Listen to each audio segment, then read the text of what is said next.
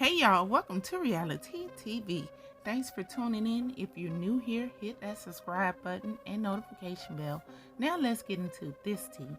Latoya of the Real Housewives of Atlanta, soon to be ex-husband Adam, exposes her after she accuses him of being abusive to her during their marriage. I put clips from her interview at the end of this video, and if you want to check out the full interview she did on her channel, the link will be below in the description box. Now check this out. Let me speak that truth. All right. Again, I'm not looking at comments. I'm not going to be trying to, like, this type of conversation, it's hard to even have a direction because it's coming from so many places. So I'm not going to distract myself by looking at the comments. Whatever kind of comes to my mind is what I'm going to speak about.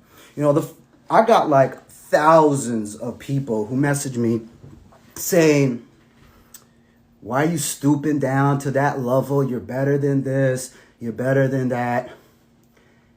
And I agree with that. But the problem with that is you got to meet people where they're at. You try to sit with them privately and their whole validation is the internet. So they come onto the internet, for their self-worth, their self-value. And you try to sit with them in private and you're telling them, but nothing is registering. It's just going over people's heads. They're not trying to listen to you because they're not in this 3D dimension world, in this 3D world. They're stuck in the social media world where they don't even know, like, what's for real? Like, what's the essence? What's really important here? So I'm forced to get on their level. And people are like, yo, don't stoop on that level. But I had to tell myself, like, yo, you're on every level. Whatever time they think they're on, you on that time too. I'm on every level. I'm in the building. Y'all want to talk about, deep-ish? I'm there. You want to get to this level? I'm here too. So, I had to just come here and air and just talk about the truth.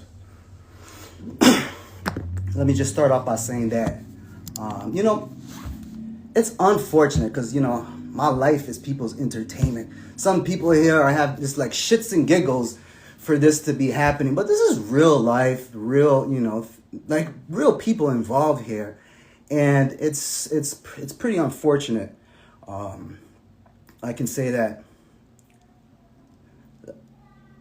Let me state off by like the root of her video is that I agreed to do an interview with this channel called Unwind with Tasha. It wasn't about being malicious when I went on that interview, that channel. I pretty much didn't even really know much about this channel. They reached out to me because I do interviews like on a weekly basis. So they reached out to me saying that they've been a big fan forever. I'm going to show you the message. I'll show it to you guys later because anyhow. 1 second. How do I don't even know how to spin this. But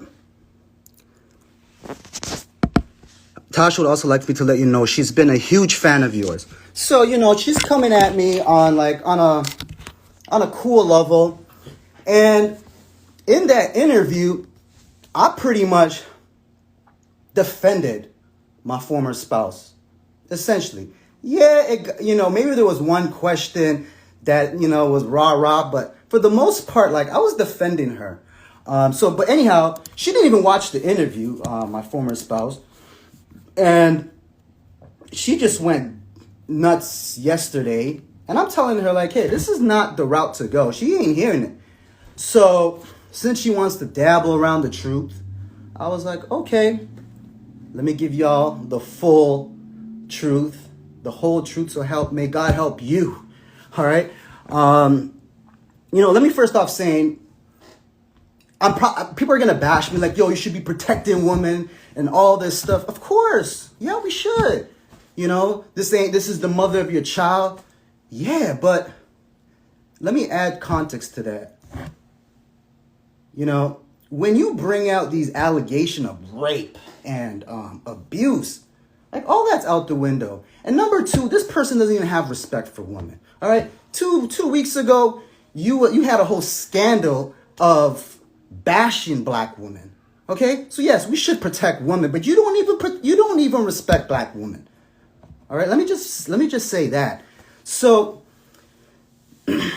again, I gotta come here and stoop to this level because this is the level that this person can only operate. This is the only place she knows how to function because she's been in this space for 10 years. You talk to her in this real world, ain't nothing registering. So I got to come up here and be on this type of level, which is whatever. I'm going to do it. I'm here.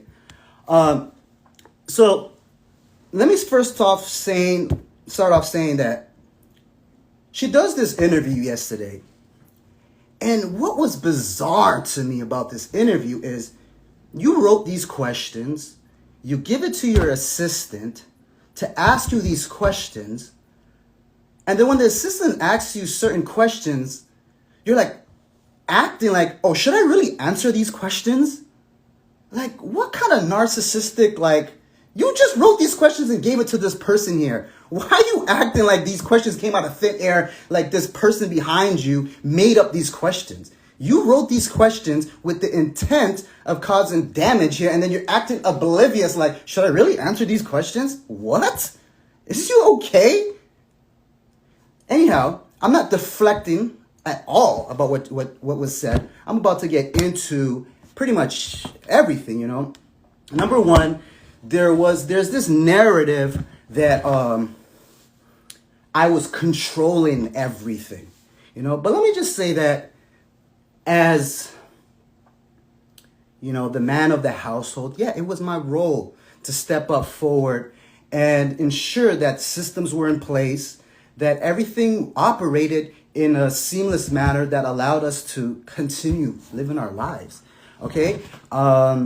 In fact, 2 weeks ago, you messaged me and apologized saying, I regret, one of my major regrets was my life was so comfortable, you gave me too much comfortability.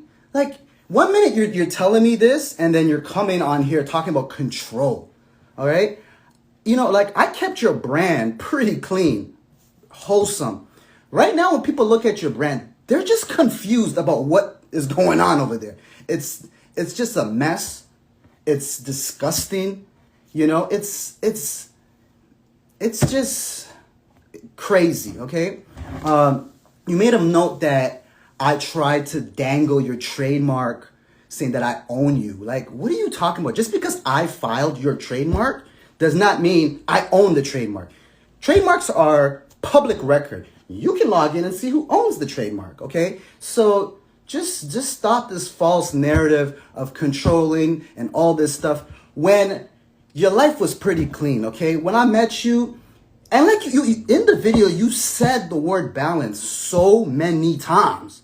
You know what I'm saying? So, yeah, I balanced you because I was disciplined, and I had pure intentions in the family, right? It's not like I'm stealing money and hiding it here and doing this. Like, it was pure intentions. It's just strange to me, this false narrative of controlling, because you can see what not having control looks like now. It's this nonsense coming up on this platform here, speaking on personal matters. So let me just set that tone there. The second thing that I recall from watching this video is this whole religion talk, okay? Yes, of course, we come from two different backgrounds. I respected your culture, okay? Fully.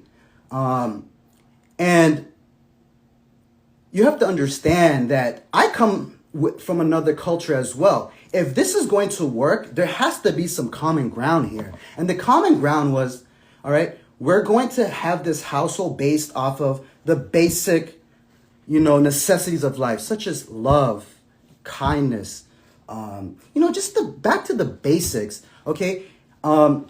So I said that the house had to be neutral because we both come. It's going to be conflicting messaging constantly here, all right? But I still embraced, your culture, your religion. I never threw my religion on anybody's throat, all right? And what baffles me about this whole religious talk here, this is going to be one of the times where I'm going to get a little messy, but like, you talk all this religious talks, but you have a scandal right now of you messing around with a church leader right now. Like, you can't even control yourself from being a mess, and you want to fuck your way into heaven? You can't do that, okay? This is just crazy. If it would be different if you walked a different lifestyle and, you are a woman of faith and you're practicing it, then I can respect that. You know what I'm saying? But like, you're belligerently drinking, you're doing the absolute most. And I'm not judging people's religion, but I'm just saying, like, if you don't try to throw that card of religion and all this stuff, if you ain't even practicing the religion, you're doing the total opposite. Okay? Everyone has their faith, but like, don't try to make it like it was an issue when you're not even walking that path.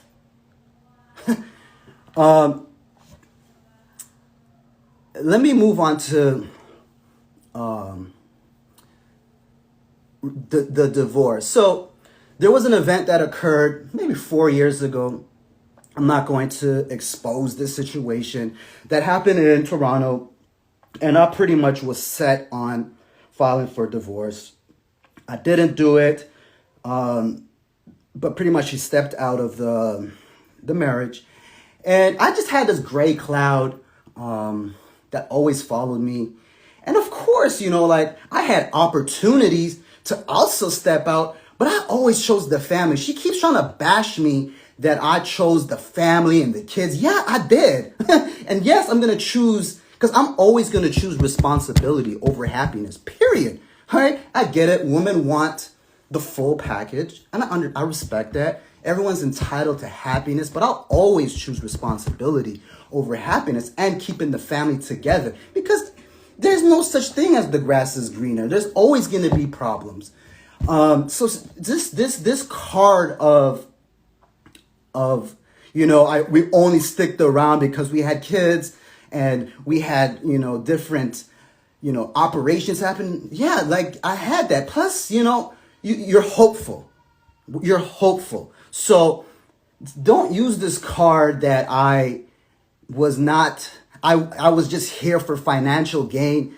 That's bogus, okay? That's just crazy to me. Anyhow, so she sells me this idea to hit the reset button to move to Atlanta. And I have reservations about it, because I was like, yo, you need your family. You need that support when you just need that family support. You don't know anybody in Atlanta. Like, I got people in Atlanta. Like, you're not from here. But the idea of a reset button was convincing. So we made that move. And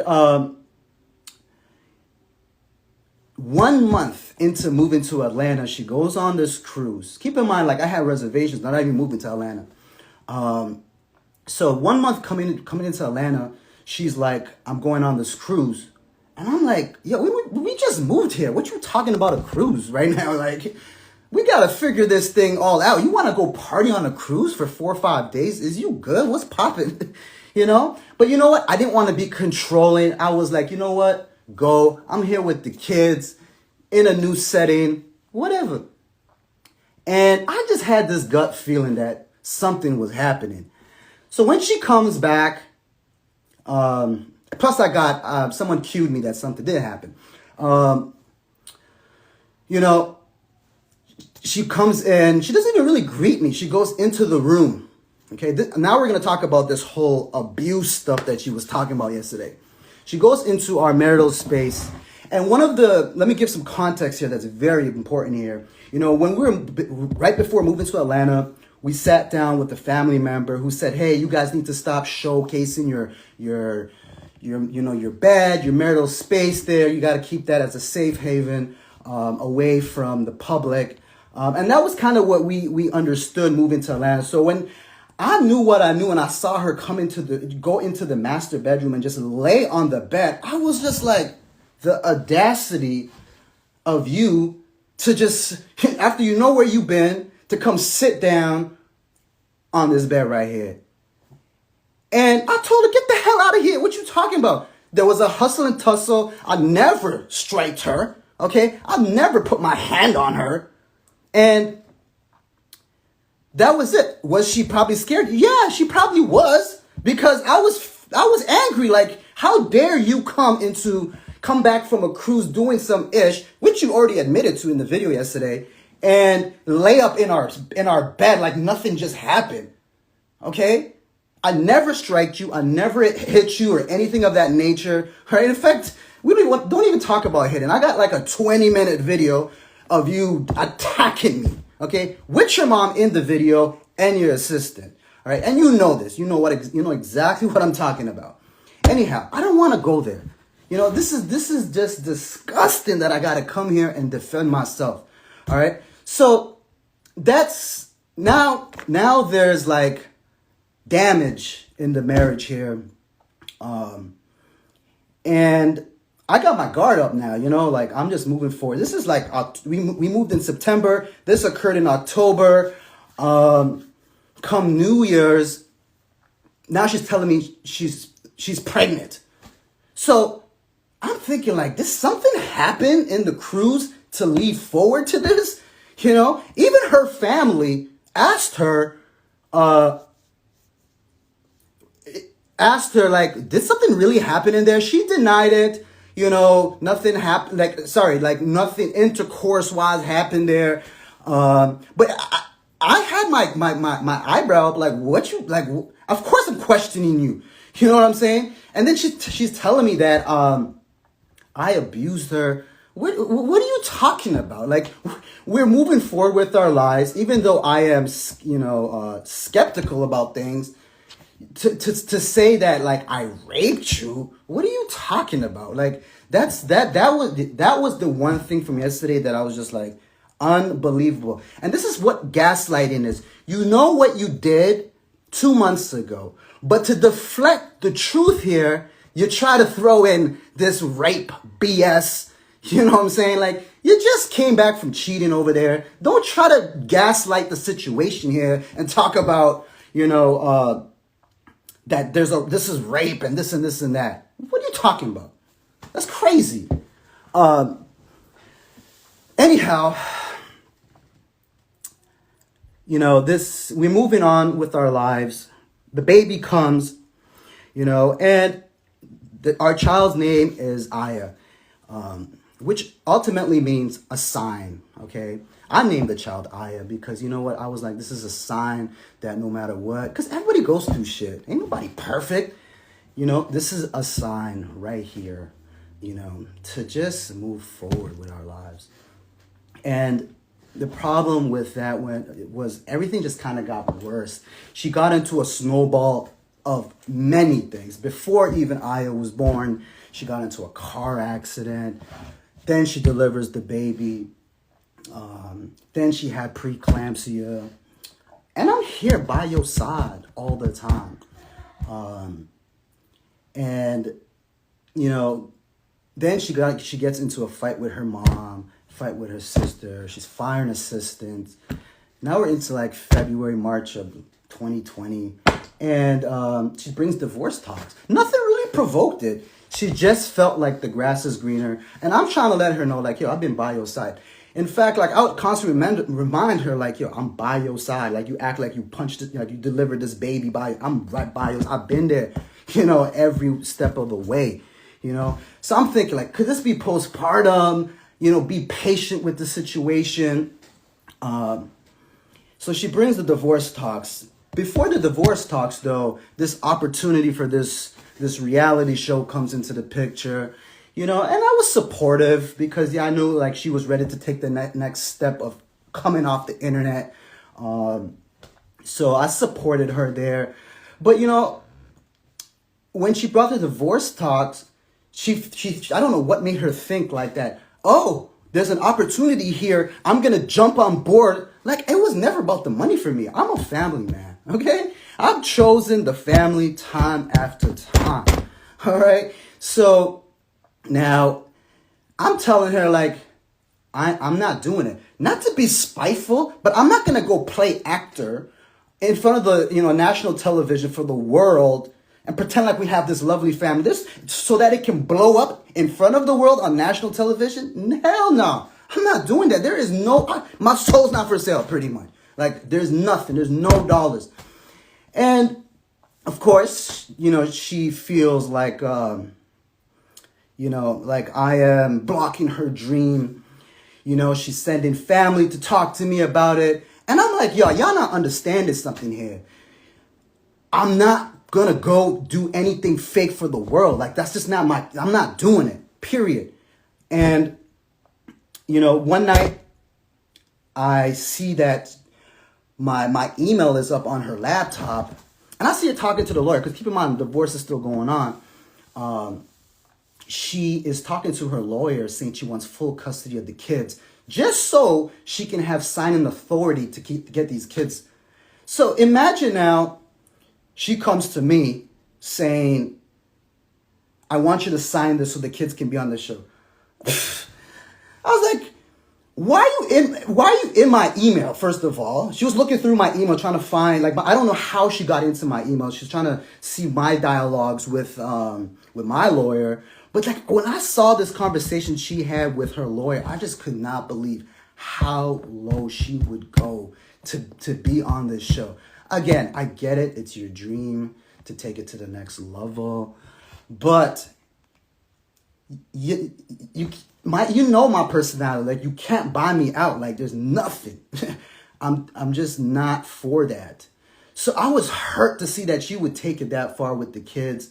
And when she bought the paper, I pretty much said, get this paper out of here. You're moving shiesty. You're trying to get these kids, full primary custody. And then that's when everything was like, she couldn't believe I saw that, Then family members are coming to the house trying to talk me into it. And I'm just like, I'm not playing fake, man. Keep in mind now, time is going by. Now she's trying to she's trying to pretty much catch me slipping now. All right?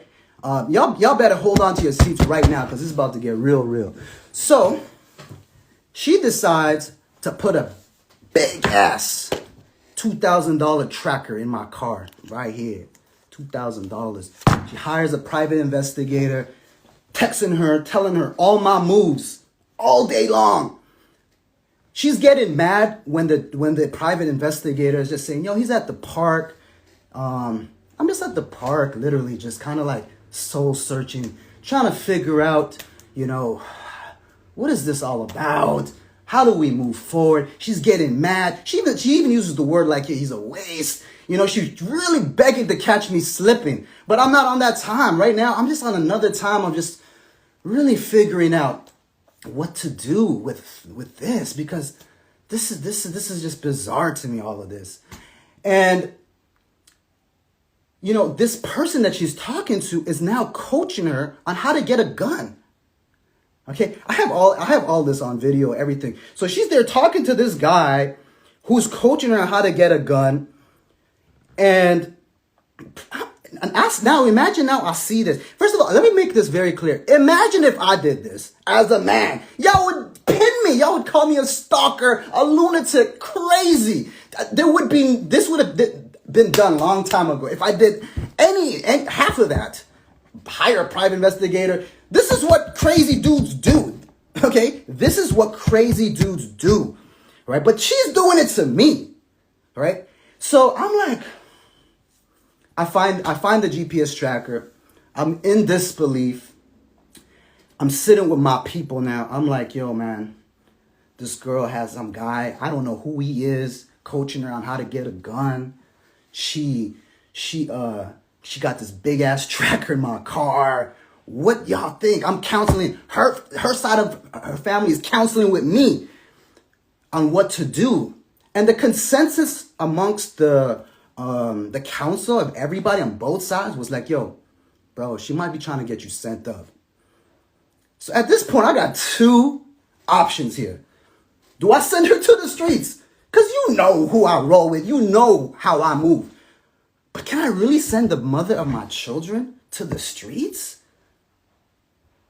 I have no choice at this time but get a restraining order. Okay? I had to get a protective order. Right?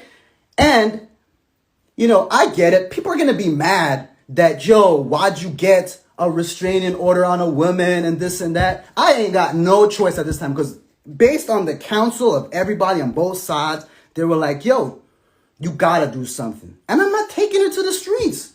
I just cannot take her to the streets. You know what I'm saying? I just couldn't. So I had to get a protective order on her. So she's running with this false narrative that she's running around in the city. Yeah, you did this to yourself. Okay, you did this to yourself. And you're talking about, the little one being with you. Yeah, you had to be with the little one. You're the mother of a very young baby, right? Like she needs motherly love. And you did this, and I had to protect myself. Okay? This is facts. This is reported. This is known facts. Everything I said today so far, God help her, because this is the full truth. So now she's just lost in the sauce. She's out there. She's no longer in the house, and I pretty much is getting heat from her family to drop the protective order and just move on. And I dropped the protective order because, you don't want that pressure on it coming from everybody. I only did this to let everybody know, like, pump your brakes. Y'all doing the absolute most for a show. But here's the problem I have about this show. Right? Like, you going crazy for this show. And then I saw the contract. I'm thinking like, there's a, her family kept saying something about legacy and there's a bag here. When I saw the contract, bro, you're getting paid a rack an episode. I was like, what are we doing here? I make a rack selling my beard oil almost every day. What the hell? A rack for all this shit? Bruh, I just could not believe it. I'm thinking like, there's some real benefit right here of some sort to be acting like this. Right now, it's just all vanity right now. This is just straight popularity contest right now that you're trying to get into. I was shocked. Yeah, I was just shocked. I was just in disbelief about this. Anyhow, I'm waiting for divorce to come now, the divorce court to come now. And she really is now pleading to me to essentially change my mind. And I'm just not having it. Based off of all the activities that occurred, I'm just not having it. I'm just like, I don't believe it anymore. You did the absolute most. I just can't believe it. And literally at the 23rd hour, just before our hearing, she's still begging. Sorry, I meant to say, I went on a journey. I left the state to just really, again, do I really want to give up on the family despite what has transpired? I went on this crazy journey by myself, just self-reflection. I come back literally like 3 hours before the court hearing. I dropped the case. There was a moment of relief. We're like, we can move on with our lives. So the next day, we go out. We had it just felt right. Like we went out. It just really felt like a relief, a moment. And the next day came, and she's crying. All of a sudden, I see her crying in the car, and I'm like, literally the next morning, she's crying in the car, and I'm like, what's going on? What happened? And she's saying, why is everybody messing with my mental health? Why'd you drop the divorce? I just looked at her. And at that moment, I literally just threw my hand in the air and I surrendered. I just surrendered. And I said, you do whatever you want. I know I have done God's work here. He will never forsake me. I am good. Like, I just threw my hands up and I was like, I'm good. Do whatever you want. Literally 24 hours later, or 72 hours later, she files for divorce. It's like a game at this point. It's like childish games. She files divorce, and I never asked her to change it. That's why if you see in the public record, I drop a divorce and then she files it for like literally like 48 hours later. And I just knew at that time, this test right here, my job was done here. I had proved this to the creator that I did my best, and this was just for shits and giggles. Yeah, and you know what's fascinating about this video release yesterday is we settled, divorce is done, but you're still bitter. Like, why are you bitter? Like, it's done. The problem here is it's fake happy, right? You're trying to. No one has survived you, okay? Literally, everybody is. You have nobody anymore, okay? You literally have nobody anymore on your side. All your friends are gone.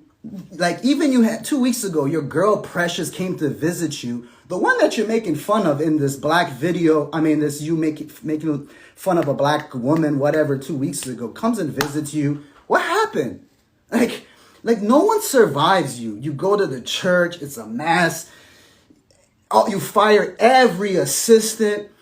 You don't even talk to your mom right now. And it's just crazy. Like, it's just unreal to me that no one can survive you. And I'm so sorry that I had to stoop to this level to come and let this person know like what it is. Because when you try to talk to them in private, they completely just like oblivious. They're not in tune with this world. Everything is validation from the internet. It's who they are is based on the worth of that comes from the internet. Like you lying out here about this new dude buying you a rollie. Girl, your damn receipt is right here. You bought the rollie for yourself. Why are you attributing it to him? Like, it's just crazy. Be happy. Like, you're doing the absolute most. It's crazy to me. All right, and I promise y'all, man. This is the truth, the whole truth. I don't know if I'm missing anything. There were so many things that was said on her video, but I feel like it's almost like a cry out. Like, we're done. You're just like, you keep sending me advances. You're with somebody else. Why are you inviting me to your place? Why are you telling me all these crazy stuff? I'm good, love. Just leave the boy alone. What y'all want from me? Even her family messaging me like, yo, how more can you take? But the problem is like, yo, I'm on every time. I'm on any time y'all think you on. Like, whatever time you think you on, I'm on that time. Like, you want peace? I'm going to build you a garden. You want to move dirty, shiesty? Like, you just stop. Just leave me alone. I've surrendered. I've done my legwork here. Okay? You're doing the absolute most. You're dabbling around the truth here. Like, that's what I said. I'm going to finish the 85% here. You're not telling the truth. And God help you, okay? You come into the internet's not I'm guilty. I'm here talking. But the internet, these people here don't know you, okay? They're not here they're not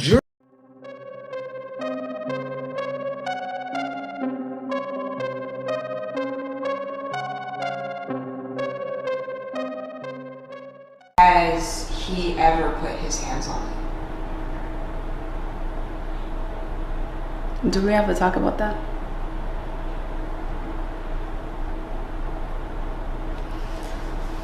So I went on a boat cruise and I cheated on Adam. I got physical with a male.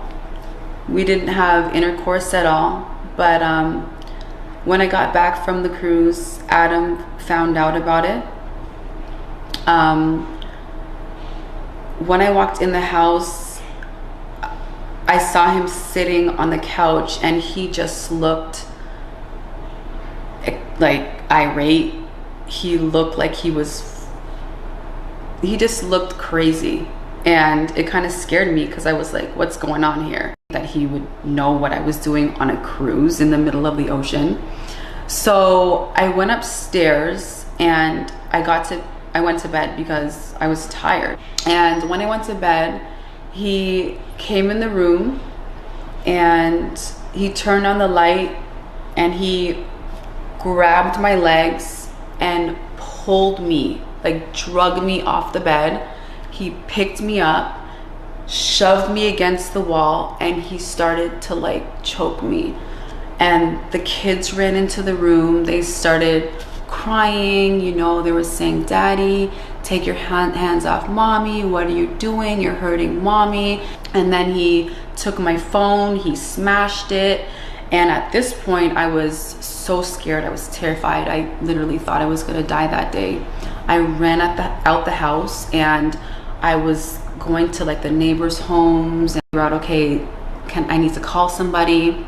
And the first person I thought to call was my Auntie Jillian. Now, people would expect you to call the police, but I would never call the police on a black man. And knowing our status in this country, we are green card holders, you can literally get deported. So I was thinking about his future and not thinking about myself. Although I should have called the police because he did abuse me physically, mentally, and emotionally. I finally found somebody who was outside and I asked her to use her phone. I called my Auntie Jillian. I let her know what was going on, and then a few minutes later, I see Adam and Zayn and Samia walking towards me, and he was telling me to come back. The kids are screaming, "Mommy, mommy, come back. Daddy's sorry. He's sorry, come back," you know? And so I went back in because this is at the time, this was in 2018 when we first moved to Atlanta, you know? And I had nowhere to go. I had no family, no friends. So I went back inside. Adam and I had a conversation about what transpired on the boat cruise. I came clean about it. And we moved past that.